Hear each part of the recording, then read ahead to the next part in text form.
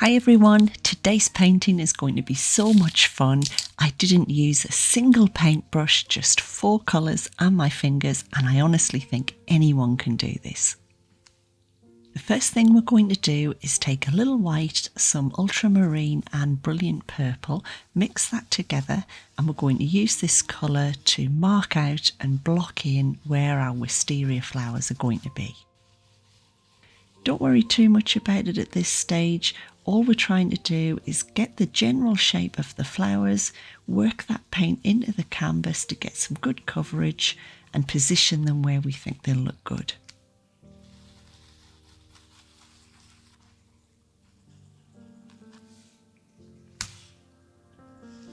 In this top corner is going to be more in the shadow, so we'll add a little bit of our lovely bluey purple there as well.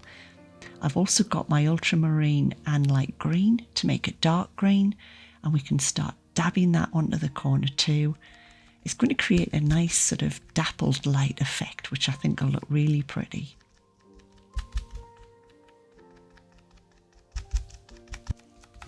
We'll put a little more at the other side, so we're sort of encasing the lovely wisteria flowers in the shadow and the leaves. And again, we're just at the beginnings of the painting, so we're just trying to plan out where we want everything to be.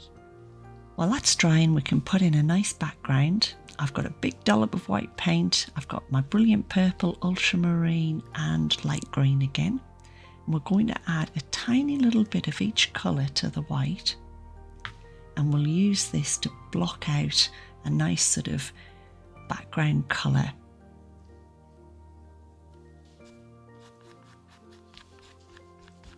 Some areas will be slightly more purple, some can be more blue or more green, and it'll just give us a really nice blurred, dappled light effect.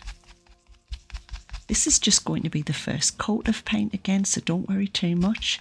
Just get it down on the canvas.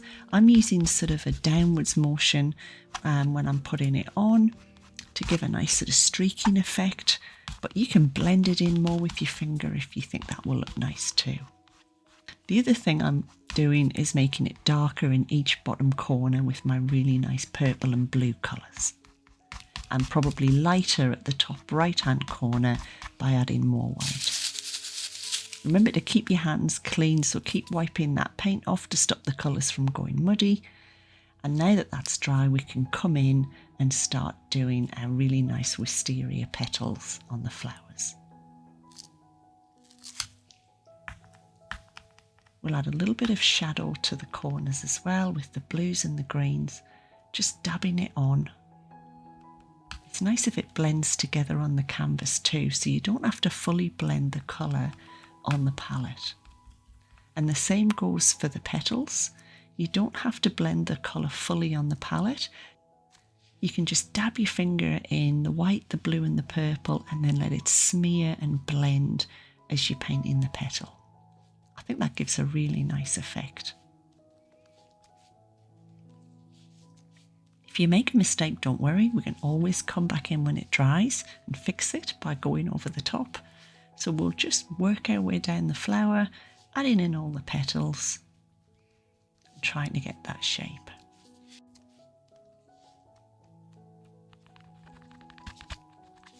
Now that my background's dried, I'm going to stop doing the flowers for a little while, and I'm going to give that background another coat of paint. Much the same technique as the first coat of paint, it's just covered the canvas a little bit more. Oh, that's a nice green. I've made a light green colour. I'm doing a little test spot in the corner, and I'll show you how to make this green in a minute because it's really pretty. But for the time being, we'll go back to the flowers. We'll finish those off first. And I've got exactly the same colours as before, my ultramarine, my brilliant purple and white. And as I'm getting to the bottom, I'm using just the very tip of my fingers, just a tiny little bit of paint on the end.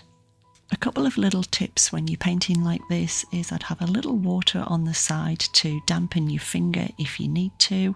You can always use a slow dry medium or retarder to slow down the drying time of the paint if you need to, but usually just adding a tiny bit of water on your finger should help.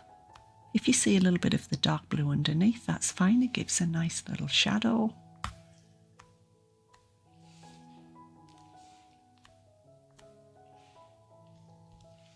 A little bit more white.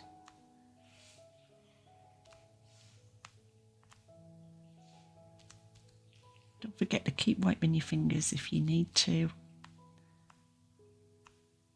And then we'll put in those little details on the end. I'm sort of just using the very tip of my finger for the bottom. You could also probably use your pinky finger too. Now for the green, if you add a little bit of purple to your green, blue and yellow, it'll just knock back the colour a little bit, and that means it just won't be quite as garish and bright. It'll dull it down just a little. So we'll go in with our dark green first, which was our ultramarine and light green.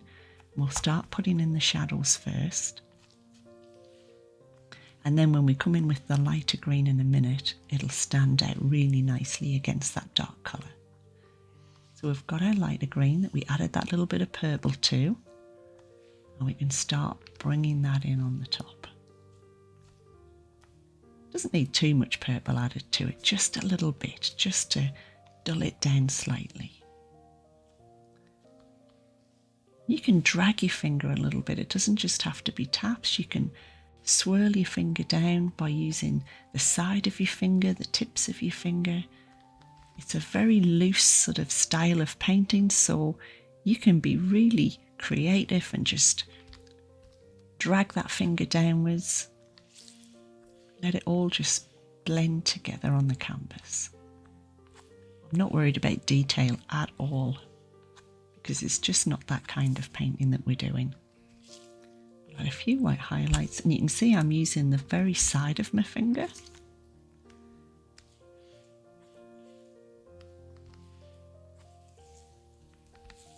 To try and get those highlights. A little bit too much white, so we'll just dab that and soften it a little. That's quite nice. A few little highlights up here. I wish I had more fingers here. I'm running out. I should really wipe my hands, but there we go. And at this point you can stand back, have a look at the painting and just decide what areas you need to add a few more highlights to, maybe a few extra shadows, any parts you need to correct, you'd like to go over. Just add a few little highlights. I hope you enjoyed the painting today. If you did, I'd love it if you left me a comment and hit that like button for me.